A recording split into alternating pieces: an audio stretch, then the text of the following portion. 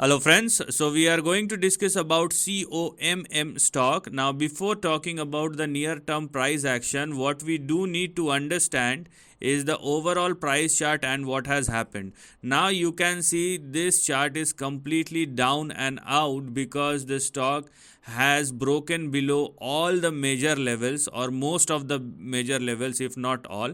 So rather than looking at the small trend, what we do here, we will go and check out how the stock is performing in the longer term time frame, because this will give us a clarity. What will happen in the shorter term price action is you may find some charming trade on the upside, but when you do look at the longer term time frame, it more looks like a trap. Okay, so that's what you need to understand.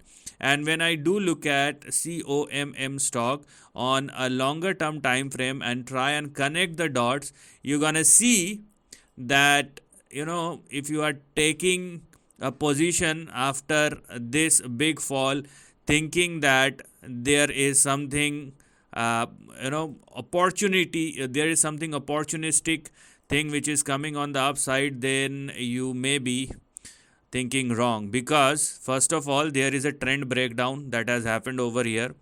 Again there was a gap down that has happened. So after two big failures, the stock is in a loose foot.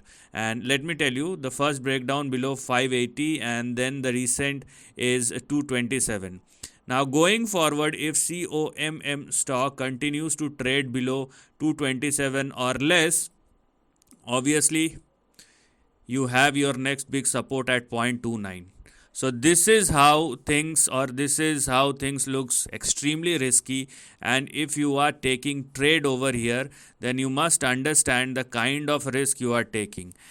If you are thinking for an upside, and let's say if the stock started swinging higher, I mean, it may in that case, first of all, it will be a trading bounce back, but eventually you will find resistance either at 227 or 581 or $10. If you consider this as a bounce back, then it is fine, but in that scenario you must understand the kind of risk you are taking, and the question is whether this move will happen or not. This is just, I would say, a wishful thinking right now, because when you are looking at the price action, the stock is trading below 2.27, and the logical thinking over here is if it continues to trade below this, then obviously you are moving towards or somewhere in between 0.20 and 0.30 going forward. So things are looking extremely risky and volatile right now.